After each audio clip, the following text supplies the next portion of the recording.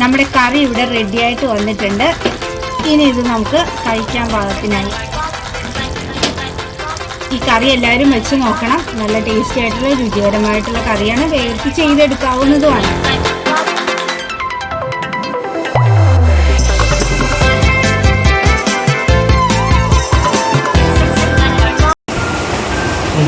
Hi friends, നമുക്കിന്നിവിടെ ഒരു മീൻ കിട്ടിയിട്ടുണ്ട്. ഒന്നല്ല 2 മീനുണ്ട്. നല്ല വലിയ മീനാണ്. ഇത് കാണുന്ന പോലെയല്ല, നല്ല വെയിറ്റ് ഉണ്ട്. ഇത് വെച്ച് ഇന്ന് ഞാൻ നല്ലൊരു മീൻ കറിയാണ് വയ്ക്കാൻ പോകുന്നത്. അതിന് വേണ്ട കാര്യങ്ങൾ നമുക്ക് ചെയ്യാം. ഫ്രണ്ട്സ്, നമ്മൾ മീനെല്ലാം കഴുകി റെഡിയാക്കി കൊണ്ടുവന്നിട്ടുണ്ട്. നമ്മുടെ മീൻ ഇങ്ങനെ ആക്കിയിട്ടുണ്ട്. ഇനി നമുക്കിത് കറി വയ്ക്കാനായിട്ട് പോകാം.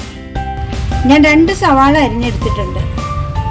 ഇത് നമുക്ക് ഒന്ന് മൊരിച്ചെടുക്കണം.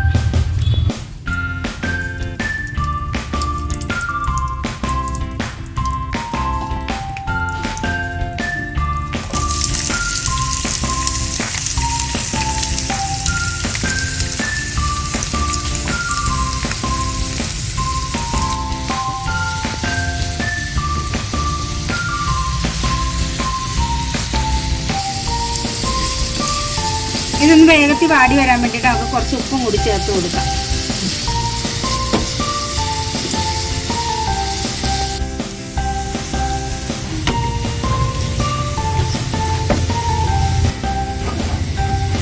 നമ്മുടെ ഉള്ളി നന്നായിട്ട് മുരിഞ്ഞു വന്നിട്ടുണ്ട്. ഇത് നമുക്ക് മാറ്റായിരിക്കുന്നു.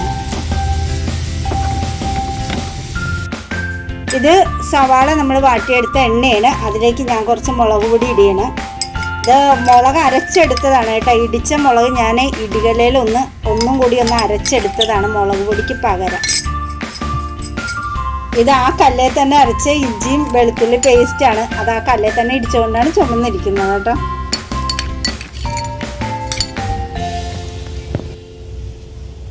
ഇത് മീറ്റ് മസാലയാണ് കേട്ടോ. ഇതിലേക്ക് നമുക്ക് കുറച്ച് മഞ്ഞപ്പൊടിയും കൂടി ചേർത്ത് കൊടുക്കാം.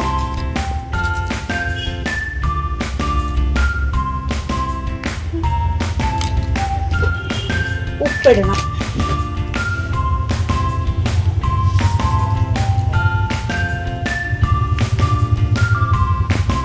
ഇത് ഞാനിപ്പോൾ താഴെ വെച്ചാണ് ഈ എണ്ണയ്ക്കകത്ത് ഇതെല്ലാം മിക്സ് ചെയ്യുന്നത്. ഫ്ലെയിമിൽ വെച്ച് ചെയ്തിട്ടുണ്ടെങ്കിൽ ഇത് കരിഞ്ഞു പോകും. അതുകൊണ്ടാണ്. ഇനി ഇതിലേക്ക് നമുക്ക് നമ്മുടെ മീൻ ചേർത്ത് കൊടുക്കാം.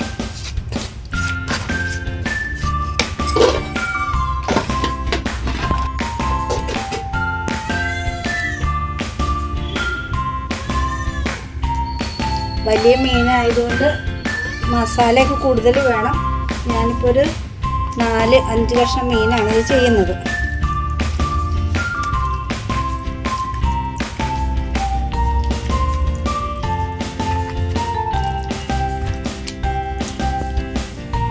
ബാക്കി മീനും കൂടി ഞാൻ ഇതിലേക്ക് ചേർത്ത് കൊടുക്കാം. ഇനി ഇതിനായിട്ട് എനിക്ക് വേറെ മസാലയൊന്നും കൂട്ടാൻ കഴിയില്ല.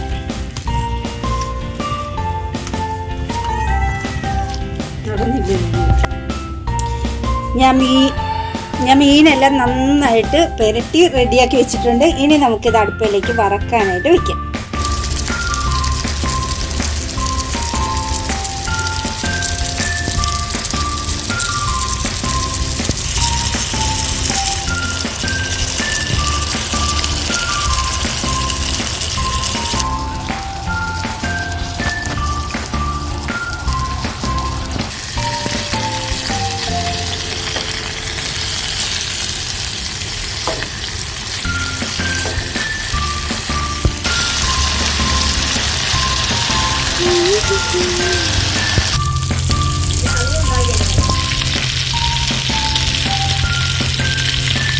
നമ്മുടെ മീൻ ഇവിടെ റെഡി ആയിട്ടുണ്ട്. ഇനി നമുക്ക് നിർത്തി വെച്ചിട്ട് അടുത്ത പരിപാടി നോക്കാം. നമുക്ക് മീൻ ചട്ടിയിലേക്ക് 4 കഷ്ണം പുളി ഞാൻ ചെറുതായിട്ട് ഇട്ട് കുതിർത്തി എടുത്താണ്. ഇത് ഇതിലേക്ക് ചേർത്ത് കൊടുക്കാം.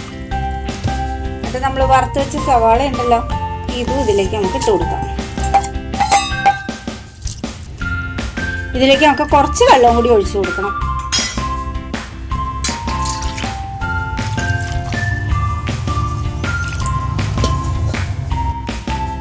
ഇത് നമുക്ക് അടുപ്പിലേക്ക് വെച്ചൊന്ന് തിളപ്പിക്കാം. അല്പം ഉപ്പും കൂടി ചേർത്ത് കൊടുക്കണം കേട്ടോ.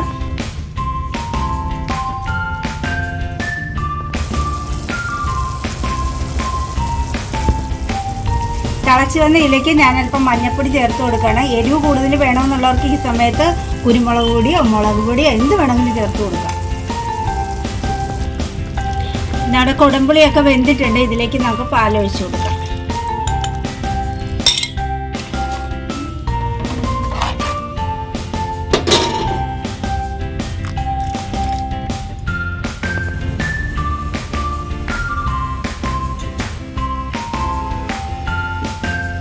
തിളച്ച് വന്നിട്ടുണ്ട്. ഇതിലേക്ക് നമുക്ക് വറുത്ത് വെച്ച മീൻ ഇട്ട് കൊടുക്കാം.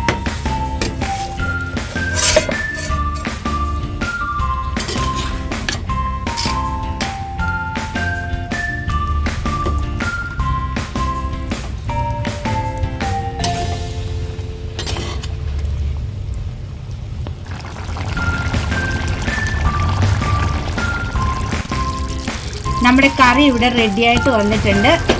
ഇനി ഇത് നമുക്ക് കഴിക്കാൻ പാകത്തിനായി.